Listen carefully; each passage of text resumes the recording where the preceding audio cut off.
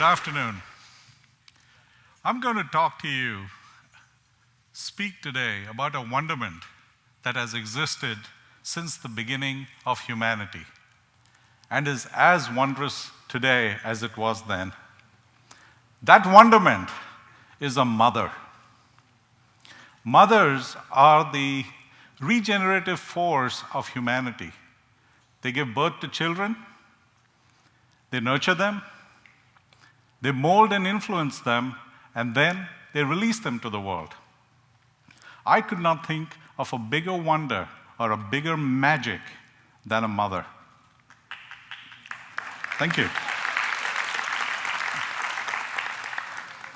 My mother passed away in December of 2010, leaving behind a huge void in her children as well as her grandchildren, especially my daughter, who was very close to her. To fill that void and console my daughter, I decided to write anecdotes and stories about my mother and her life with us. I hoped that this manuscript would console my daughter, comfort her. But when I took a break at about 30,000 words and reread the manuscript, I had two realizations. The first realization was that I was actually transmitting my mother's core values to my daughter. The exercise went from being personal therapy to transmission of values, but interestingly enough, these values were very American to the core. The second realization, well, before I get to that, let me tell you what I wrote. The first page I wrote in this manuscript was, Dear Seema. Seema is my daughter. Dear Seema, your grandmother, my mother, passed away on December 8, 2010 at 2:30 a.m. The last time I saw her alive was 3 hours earlier.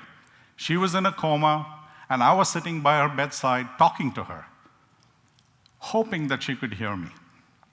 And then, after some time, I got up and went to her legs and knees and began massaging them, like I had done countless times after she had come home after a hard day's work doing market surveys in the city of Bombay. I told her, 100 Mount Everest, Amma, that's what I called her. 100 Mount Everest, that's how many steps you have climbed for us.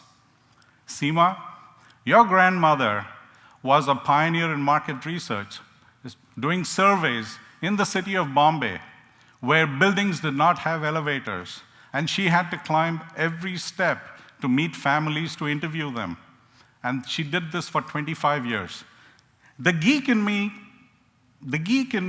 calculated that if each step was at least 6 inches tall, and there were 25 steps for each floor, and there were 2 steps per building, and there were 30 buildings that she visited a day, and she worked for 200 days in a year for 25 years. And the height of Mount Everest was 30,000 feet.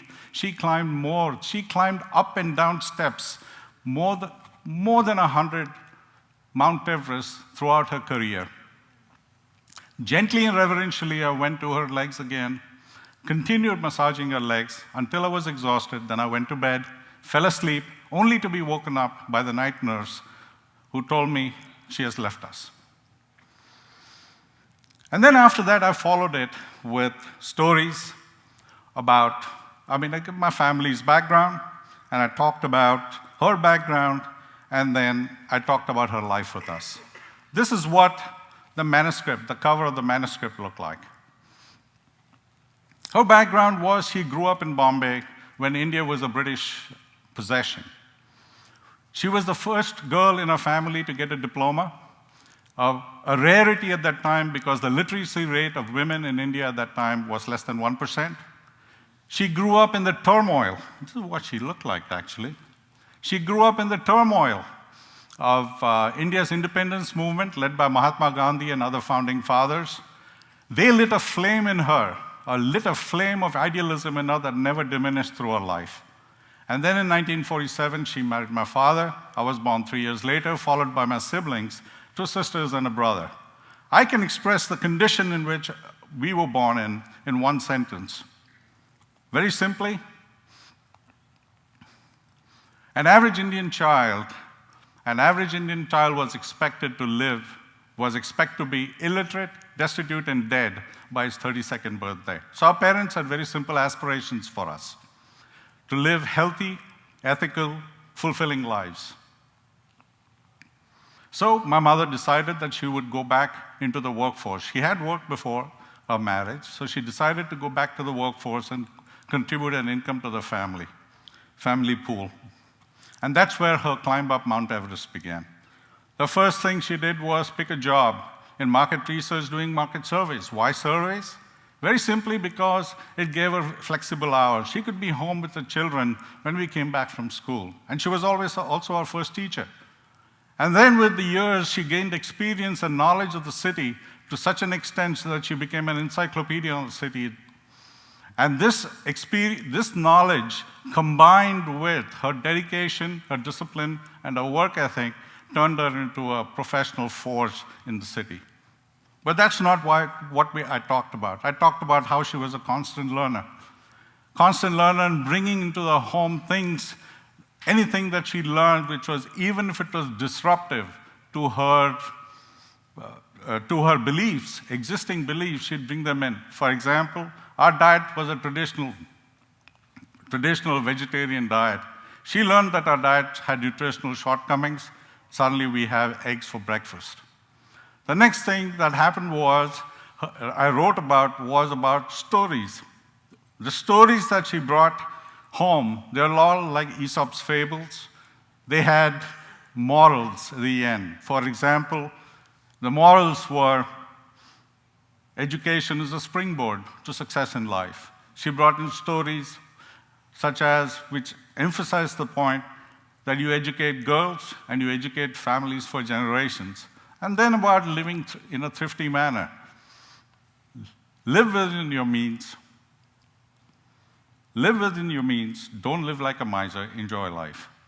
But that wasn't all. She was fun. She expected it to be fit, play after our school. And then she was the one who introduced me to rock and roll.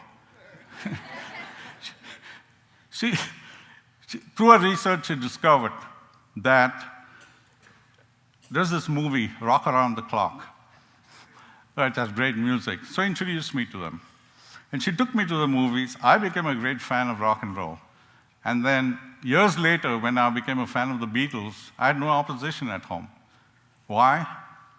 Just to the kids out here, in the 1960s, parents reacted to Beatles the same way parents react today to rap music with explicit lyrics.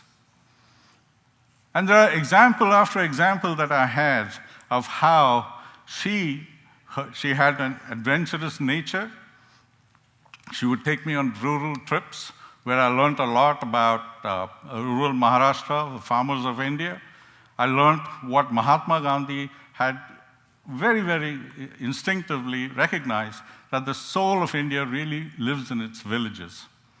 I also learned I wrote about how she put in our minds seeds of secular,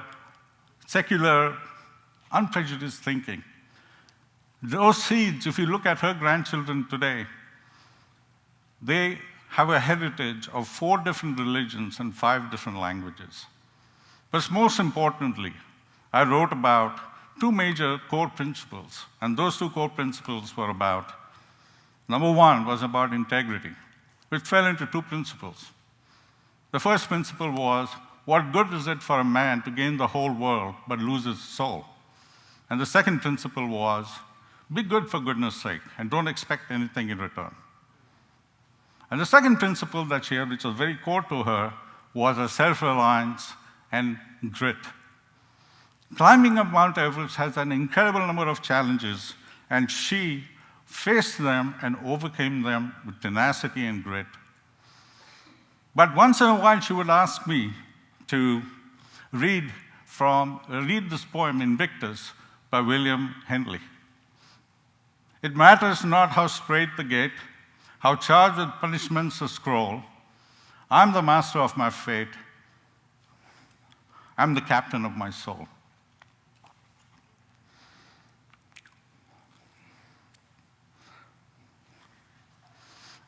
I mentioned to you that I took a break after writing 30,000 words. And I had two realizations. The first realization was that a woman 10,000 miles away, 50 years ago, conveyed to her children and instilled in them very core American values. It turns out that these are universal values, and on top of that, they're timeless. The second realization that I had when I read the document was all mothers throughout human history have climbed more than 100 Mount Everests for their children. My mother was not an exception. Every mother does that in her own way. And what do mothers expect from us? Nothing. Nothing. They expect nothing from us in return. But we as children can certainly thank them. So, if your mother is with you, do give her a hug. And if your mother is not here, do give her a call after the session ends. But if you can't reach your mother, think about her, talk about her, write about her. She'll hear you. And I have a special message for mothers-to-be, future mothers. I wish you the greatest success in conquering your own Mount Everest. I assure you, your children will appreciate it too.